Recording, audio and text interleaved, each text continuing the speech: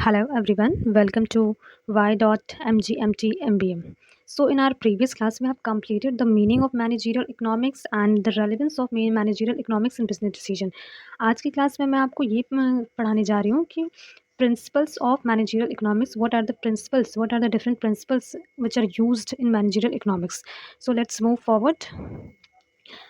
जैसा कि मैंने आपको बताया था कि इकोनॉमिक थ्योरीज़ में बहुत सारे ऐसे कॉन्सेप्ट्स होते हैं, बहुत सारे ऐसे प्रिंसिपल्स होते हैं, बहुत सारे ऐसे टूल्स होते हैं, जिनको यूज़ किया जाता है एक बेटर डिसीज़न लेने के लिए। जो मैनेजर्स यूज़ करते हैं प्लानिंग करने के लिए, पॉलिसीज़ बनाने के लिए, प्राइसिंग करने के लिए और जितने भी इम्पोर्टेंट डिसीजंस होते हैं, वो इनके बेसिस पे हम बनते हैं। सो यहाँ पे बहुत सारे ऐसे प्रिंसिपल्स होते हैं जिनके बेसिस पे डिसीजंस लिए जाते हैं और उनको आज मैं आपको बताऊंगी। सो economic theory provides a number of concepts and analytical tools which can be of considerable and immense help to manager in taking many decision and planning।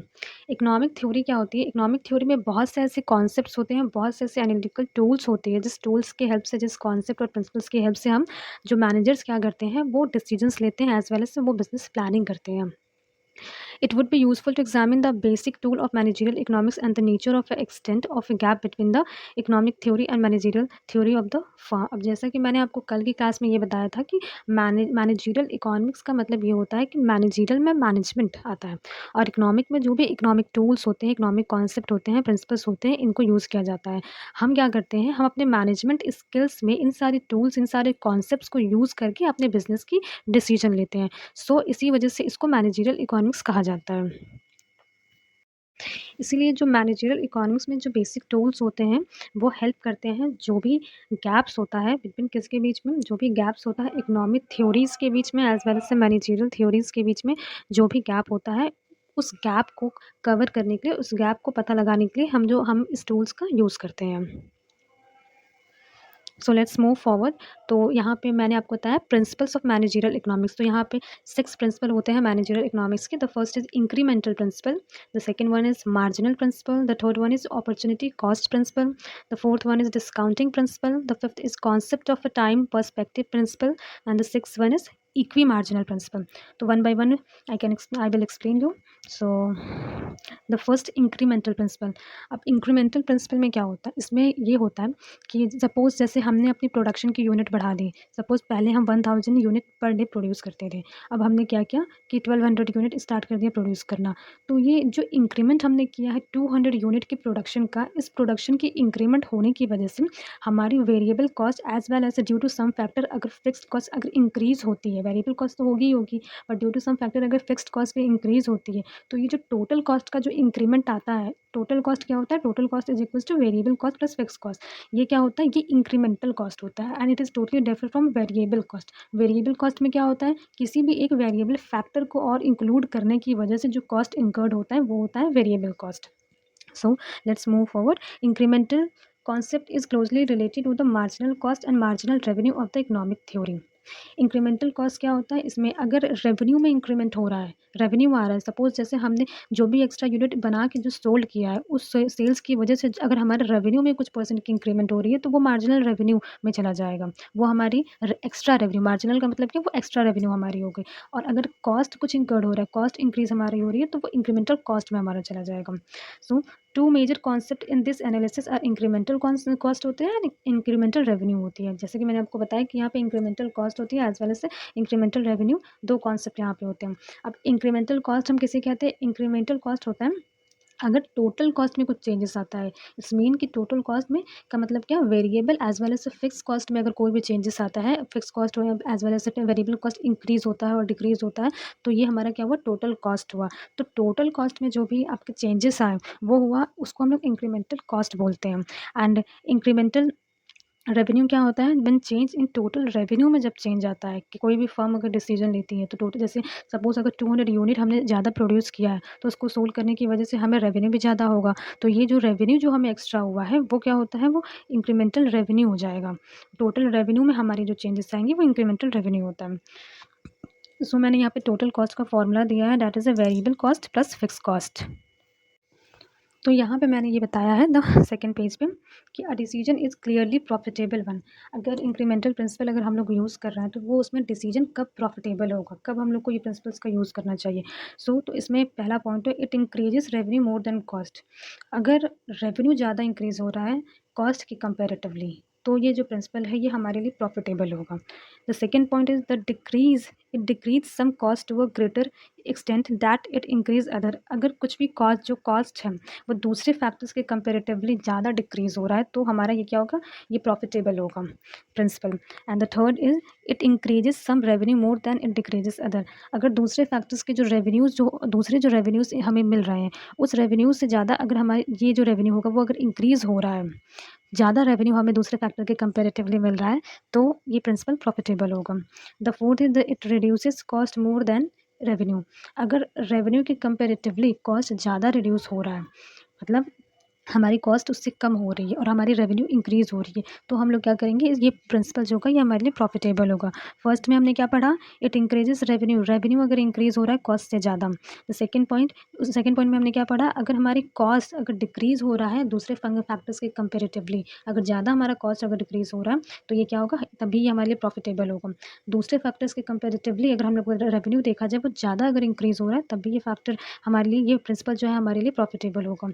और कॉस्ट अगर रिड्यूस हो रहा है इन कंपेयर टू रेवेन्यू, अगर cost ज़्यादा अगर reduce हो रहा है तभी हमारे लिए फैक्टर प्रॉफिटेबल होगा। अब मैं आपको इसका एक एग्जांपल बताती हूँ। तो जैसे कि मैंने आपको एग्जांपल दिया कि पहले हमने यूनिट प्रोड्यूस करते थे 1000, तो हमारा वेरिएबल कॉस्ट कितना आता था 10,000 एंड फिक्स कॉस्ट 15,000 आता था। जो टोटल कॉस्ट है हमारा वो 25,000 फिर आया। Variable plus fix is equals to total cost, तो टोटल कॉस्ट हमारा 25,000 आया। अगर हमने अपने यूनिट प्रोडक्शन में अगर इंक्रीज़ कर दिया, जैसे कि पहले 1000 करते थे तो अब हम 1500 हम करने लगे, तो मतलब 500 का हमने इंक्रीमेंट किया किसमें, अपने प्रोडक्शन में। तो इससे हमारी वेरिएबल कॉस्ट भी इंक्रीज़ हुई, तो वेरिएबल कॉस्ट जो है वो 10,000 से इंक्रीज़ होके 15,000 हो गई। And due to some factor fix cost भी हमारी 15,000 से अगर इंक्रीज़ होकर 16,000 अगर हो जाती है तो हमारा टोटल कॉस्ट 31,000 हो जाता है। इट्स मीन कि जो पहला हमारा टोटल कॉस्ट था वो 25,000 था, जो अब है वो 31,000 है। तो जो इसका डिफरेंस है 6,000, टोटल कॉस्ट का डिफरेंस वो इंक्रीमेंटल कॉस्ट होता है। एंड जो वेरिएबल कॉस्ट का जो डिफरेंस आ रहा है 5,000 वो वेरिएबल कॉस्ट होता है। तो difference incremental cost and variable cost they both are differ, ये दोनों अलग अलग होते हैं। So now second is marginal principle. Marginal principle में हम लोग ये पढ़ते हैं कि जो भी एक वेरिएबल की यूनिट में अगर हम लोग कोई भी चेंजेस करते हैं, उस वेरिएबल यूनिट में चेंज करने की वजह से जो भी चेंजेस आता है वो हमारा क्या होता है, मार्जिनल एनालिसिस होता है, उसको हम लोग मार्जिनल एनालिसिस बोलते हैं। Marginal also refers to small changes, कोई भी छोटी मोटी चेंजेस होती है तो उसको हम लोग मार्जिनल कह सकते हैं। जैसे हम लोग मार्जिनल मतलब एडिशनल कोई भी चीज़ अगर लेकर आते हैं तो वो हमारा क्या हुआ, मार्जिनल हम उससे बोलेंगे। इसी तरह अगर हम लोग मार्जिनल रेवेन्यू को देखें तो कोई भी आउटपुट सोल्ड करने के बाद जो हमें एक्स्ट्रा पर यूनिट जो हमें रेवेन्यू इनका हम लोग गेन कर रहे हैं वो होता है हमारा marginal revenue. As well as अगर मार्जिनल कॉस्ट हम लोग देखें तो एक्स्ट्रा यूनिट को प्रोड्यूस करने से पर यूनिट जो कॉस्ट इंकर्ड हो रहा है वो होता है मार्जिनल कॉस्ट। और किसी भी फर्म में ये डिसीजन किस तरीके से लिया जाता है कि मार्जिनल रेवेन्यू और मार्जिनल कॉस्ट का उस फर्म पे क्या असर पड़ रहा है। सपोज मार्जिनल रेवेन्यू आपको इतना हो रहा है कि जो भी आपने कॉस्ट इंकर्ड किया है वो कॉस्ट पूरा रेवेन्यू में कवर हो जा रहा है, तो ये हमारे लिए प्रॉफिटेबल होगा और इसको हम लोग अप्लाई करेंगे। So if a marginal revenue is greater than marginal cost then the firm should bring about change in price. तब क्या होगी, अगर ये सिचुएशन है जहाँ पे मार्जिनल रेवेन्यू ज़्यादा है मार्जिनल कॉस्ट से, तब फर्म डिसाइड कर सकती है कि वो अपने प्राइसेस में चेंजेस कर सकती है। Now the third one is the opportunity cost. अब अपॉर्चुनिटी कॉस्ट से आप ये समझ सकते हैं कि अपॉर्चुनिटी कॉस्ट का मतलब क्या, कि हमारे पास रिसोर्सेज जो हैं वो बहुत लिमिटेड होते हैं और उस लिमिटेड रिसोर्सेज को हमें ऐसी जगह पे यूटिलाइज़ करना होता है जो हमारे लिए बहुत ज़्यादा प्रोडक्टिव हो और हमें ज़्यादा से ज़्यादा गेन प्रोवाइड करे। तो इसमें ये कहा जाता है कि अगर हम किसी ऐसी जगह पे अपना रिसोर्स को अलोकेट करते हैं जो हमारे लिए प्रोडक्टिव है और हमारे पास दूसरा ऑल्टरनेटिव भी है जहाँ पे हम लोग अपने रिसोर्सेज को लगा सकते हैं, तो अगर हम लोग एक ऑप्शन अगर सेलेक्ट करते हैं तो उसकी वजह से हमें क्या होगा, दूसरे ऑप्शंस को छोड़ना होगा। तो जो हमारा अपॉर्चुनिटी कॉस्ट जो हमारा है वो क्या हुआ, जितने भी हमारे अपॉर्चुनिटीज़ थे उसमें से हमने एक सिलेक्ट किया और जो हमने छोड़ा वो हमारा क्या है, अपॉर्चुनिटी कॉस्ट है। So opportunity costs represent the potential benefit that a business, an investor or an individual customer misses out on when choosing one alternative over other। अब जैसे कि मैंने आपको बताया कि opportunity cost का मतलब ये होता है, कोई भी बिजनेस या फिर कोई भी इन्वेस्टर या फिर कोई भी इंडिविजुअल कस्टमर उस अल्टरनेटिव को, जो अल्टरनेटिव उसने मिस किया है जो मिस किया है अल्टरनेटिव, वो अल्टरनेटिव क्या होता है, अपॉर्चुनिटी कॉस्ट होता है। किस चीज़ का? अपॉर्चुनिटी कॉस्ट किस चीज़ का होता है कि जो अल्टरनेटिव हमने अपनाया है, जो हमें चाहिए कि हाँ, हमें अपना रिसोर्सेज़ इस जगह पे लगाना है।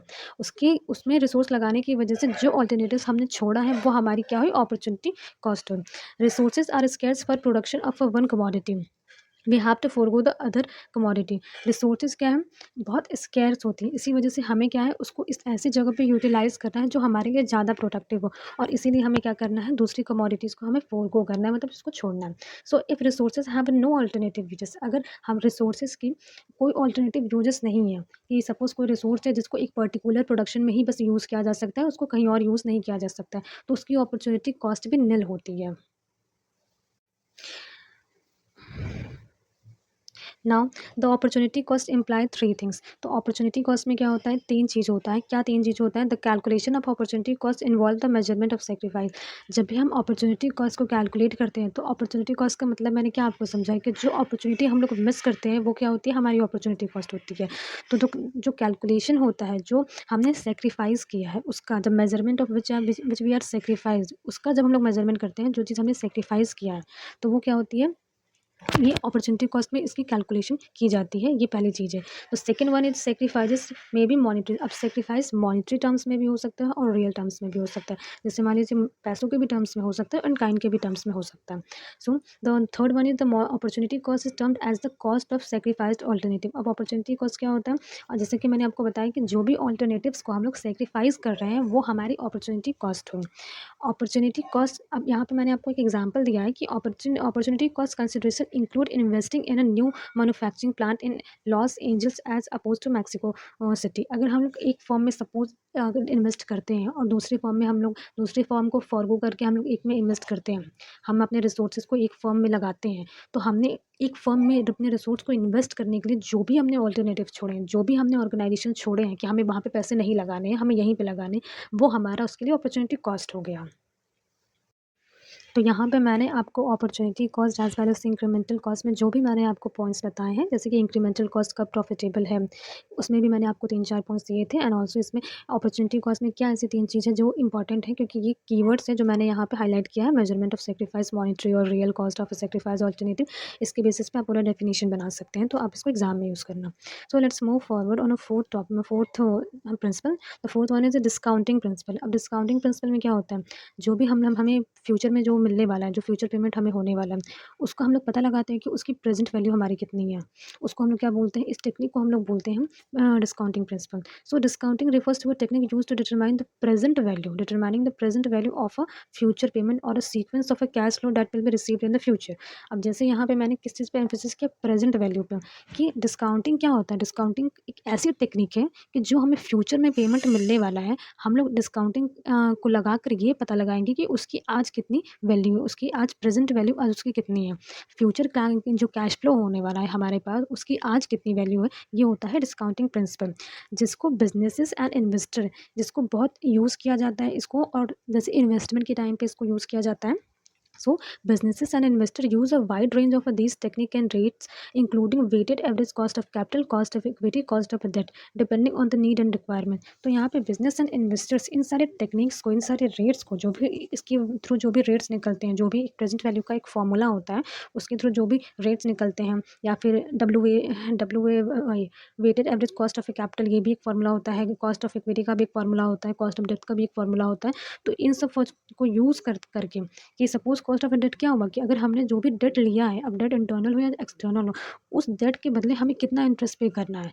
तो और जैसे इक्विटी हुआ, इक्विटी हमने दे रहे हैं अगर इक्विटी, तो इक्विटी के बदले हमें क्या पे करना होता है, इक्विटी के बदले हमें डिविडेंड पे करना होता है। तो जो भी हम लोग दे रहे हैं, उसकी क्या कॉस्ट आ रही है, उसके अकॉर्डिंग, अगर जैसे कि हमने इंटरेस्ट ज़्यादा पे करना है और डिविडेंड कम पे करना है, तो हम लोग क्या करेंगे, कॉस्ट ऑफ इक्विटी की इक्विटी अपना शेयर करने की तरफ हम लोग जाएँगे, कि हम लोग इक्विटी शेयर करके अपना जो भी मनी एलोकेशन होगा वो हम लोग करेंगे।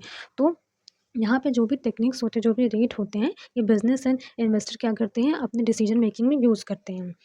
और उसी तरह अगर हम लोग देखा जाए, अगर कंपाउंडिंग अगर हम पढ़ें, तो कंपाउंडिंग वो डिफरेंट कॉन्सेप्ट होता है। कंपाउंडिंग का मतलब क्या होता है कि हमें टोटल जो फ्यूचर वैल्यू जो हमें मिलने वाला है, प्रेजेंट वैल्यू के प्रेजेंट इन्वेस्टमेंट करके, प्रेजेंट इन्वेस्टमेंट के कंपेरेटिव में जो टोटल फ्यूचर वैल्यू हमें मिलने वाला है, वो टोटल फ्यूचर वैल्यू वो होता है कंपाउंडिंग।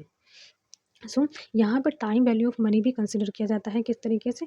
प्रेजेंट वैल्यू क्यों निकाली जाती है? इसलिए क्योंकि आज जो मनी की वैल्यू है, अब आने वाले फ्यूचर में उस मनी की वैल्यू जो है डिक्रीज़ हो जाएगी। सपोज़ फॉर एन एग्ज़ाम्पल, अगर 100 रुपीज़ की कोई चीज़ अगर आज हम लोग ले रहे हैं, तो इन फ्यूचर उस 100 रुपीज़ से वो चीज़ उतनी क्वांटिटी में नहीं मिलेगी। इसका मतलब ये कि इन फ्यूचर जो 100 रुपीज़ की जो वैल्यू है वो कम हो जाती है। तो यहाँ पे हमने ये पढ़ा कि डिस्काउंटिंग प्रिंसिपल में जो भी हमें फ्यूचर में कैश फ्लो होने वाला है, उसका हम लोग प्रेज़ेंट वैल्यू निकालते हैं।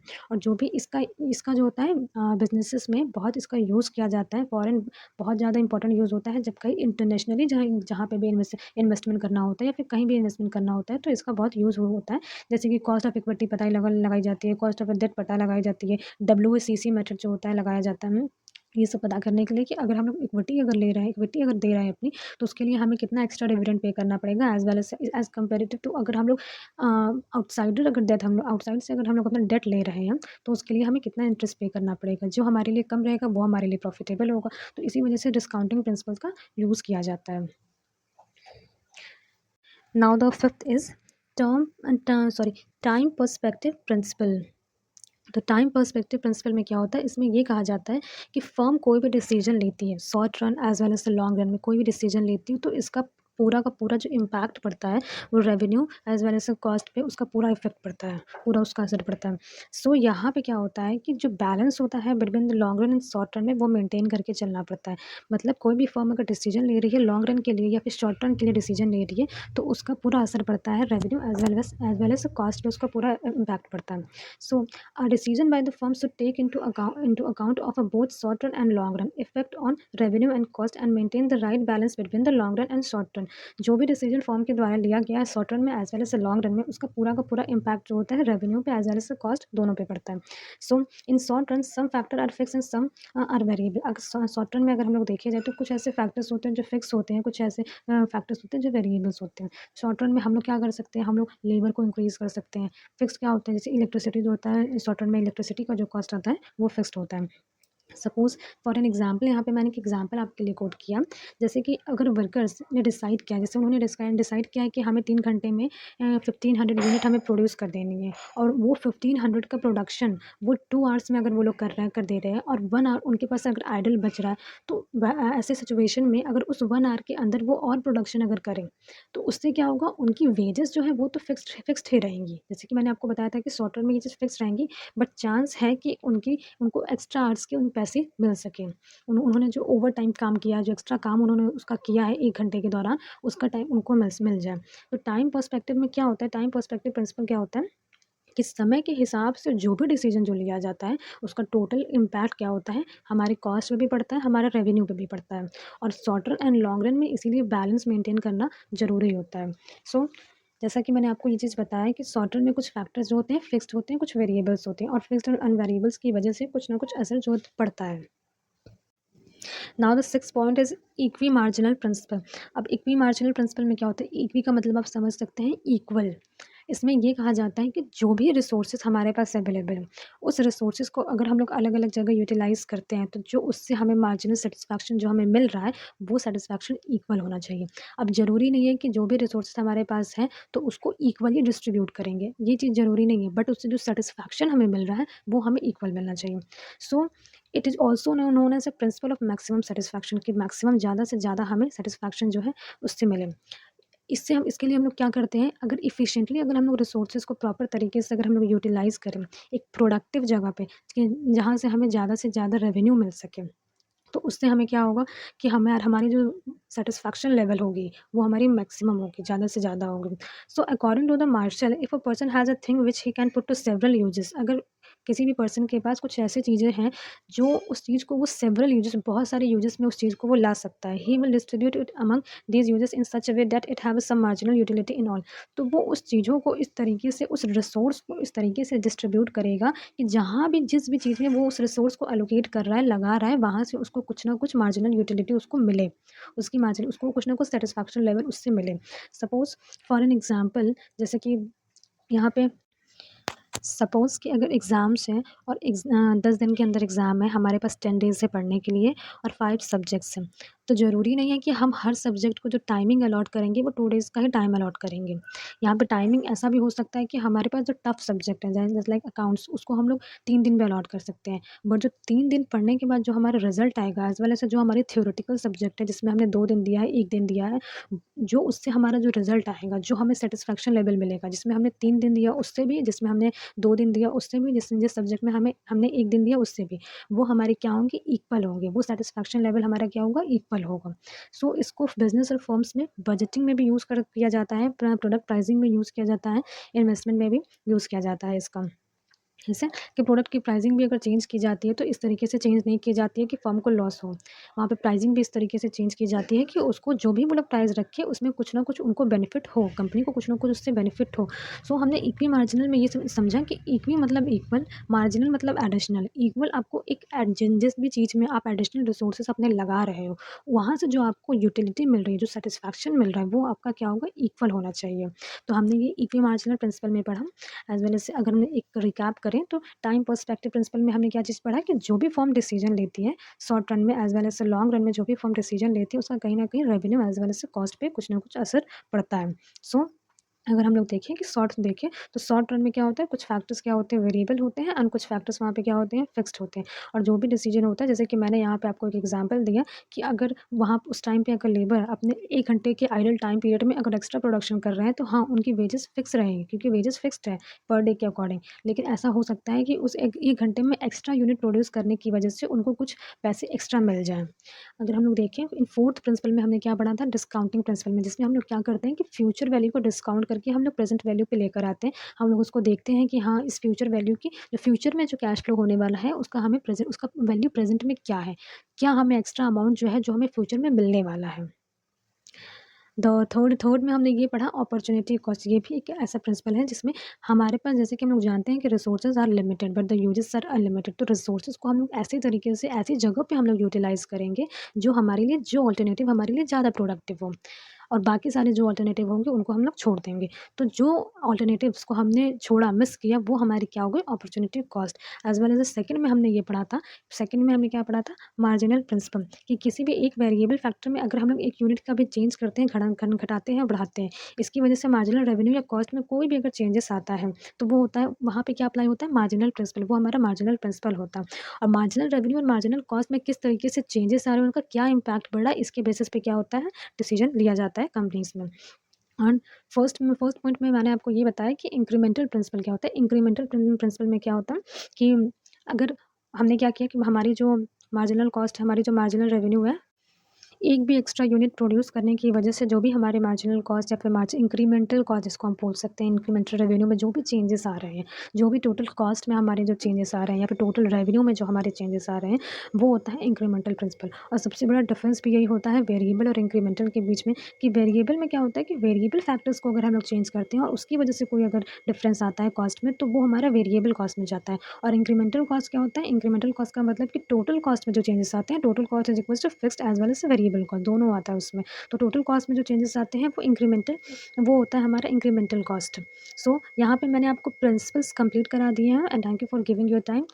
प्लीज़ लाइक करिए, शेयर करिए, एंड ऑल्सो सब्सक्राइब करिए, क्योंकि मैं ऐसे वीडियोज़ और लाती रहूँगी। Thank you.